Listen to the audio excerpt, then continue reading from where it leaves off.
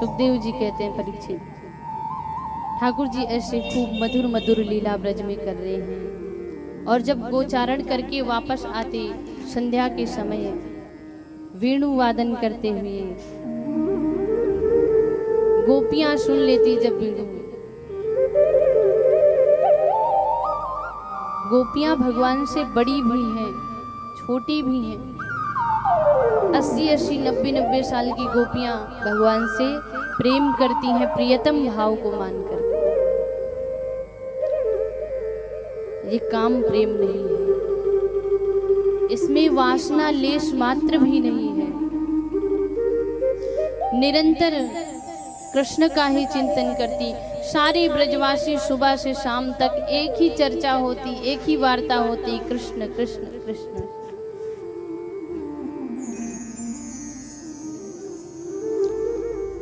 उन्हीं गोपियों के भाव को रखने के लिए तभी तो ठाकुर जी ने माखन चोरी की कि हम सबके घर पर जाकर के माखन चोरी करेंगे। माखन क्या है? माखन से खा अक्षर को निकाल दिया जाए तो खा जो है वो आकाश वृत्तिमान शब्द है, वर्ण है। उसको निकाल दिया जाए तो क्या बचेगा? मन। यानी भगवान मन की चोरी कर रहे हैं। ब्रजवासियों के घर घर जाकर के गोपियों की और ब्रजवासियों के मन का हरण कर रहे हैं। इसलिए तो भगवान स्वयं कहते हैं कि गोपी तू अपना तन किसी को दे देना, कोई बात नहीं। तुम अपना धन किसी को दे देना, अपना यौवन किसी को दे देना, पर जब मन देने की बात आई, मन देने की बारी आई, तो अपना मन मेरे सिवाय किसी को मत देना। क्योंकि अगर मन संसार को दोगी तो क्या होगा? संसार के लोग शोषण करेंगे उसका। कहते हैं ना, जैसे केले को खा करके छिलका फेंक दिया जाता है, ऐसे अगर हम अपना मन संसार को दे देंगे तो संसारी लोग क्या करेंगे?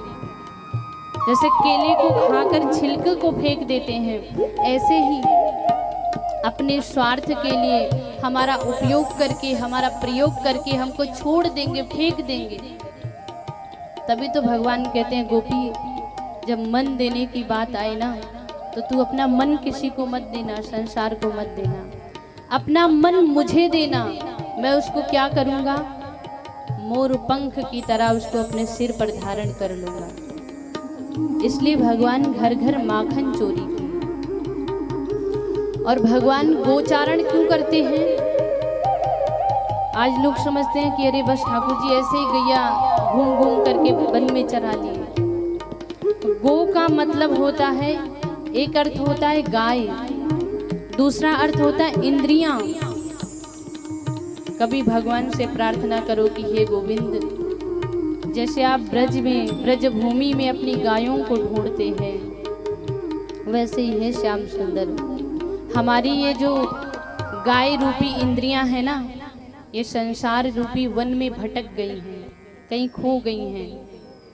हे प्रभु, आप कृपा करके हमको वापस ले आओ और हमारी इंद्रियों पर ऐसी कृपा करो कि हमारी इंद्रियां संसार रूपी वन में ना जाकर आपके चरण कमल में आकर के अटक जाएं।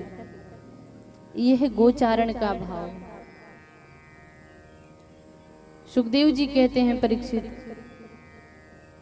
गोपियां श्याम सुंदर से कहती कि हे मधुसूदन, बंसी ना बजाया करो वृंदावन बिहारी। प्यारी, आप जब बंसी को बजाते हो ना, जब बेड़ू वादन करते हो, आपको नहीं पता है हमारे साथ क्या होता है। और एक तो आप ऐसे समय पर बेड़ू वादन करते हो, भगवान प्रभात में जब गोचारण के लिए निकलते तब बेड़ू वादन करके जाते, और संध्या के समय जब वापस आते तब अपने अधरामृत का पान कराते हुए गायों को वेणु वादन करते आते। गोपियां कहती हैं श्याम सुंदर, आप एक तो ऐसे समय में वेणु वादन करते हो जब हमारा काम करने का समय रहता है, प्यारी, जब आप गोचारण के लिए जाते हो ना, तब सुबह सुबह हमको भोजन बनाना रहता है, और जब आप गोचारण करके वापस आते हैं संध्या के समय, उस वक्त भी हमारा भोजन बनाने का ही समय रहता है। हे श्याम सुंदर, आपको नहीं पता इस वेणु से क्या होता है? भगवान बोले क्या होता है? गोपी कहती है प्यारी, जब आप वेणु बजाते हो ना, बंसरी को बजाते हो, तब हम गोपियां जब चूल्हे में लकड़ी लगा करके ऊपर पात्र रख करके भोजन पकाती हैं, बनाती हैं, और जैसे ही आप मुरली का वादन करते हैं, मुरली बजाते हैं, क्या बताएं ठाकुर जी, हम गोपियां जो कि चैतन्य हैं, चेतन हैं, हमारे भीतर प्राण है, पर जब मुरली कानों में पड़ती है, आपकी वेणु कानों में पड़ती है, तो हम चेतन होते हुए भी जड़ हो जाती हैं, कुछ समझ में नहीं आता।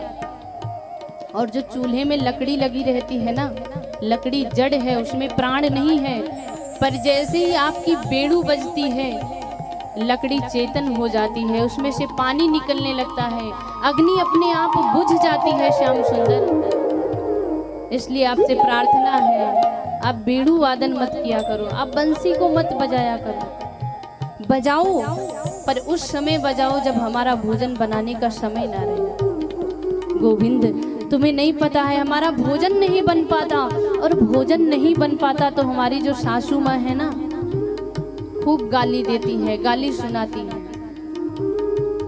ये है गोपियों का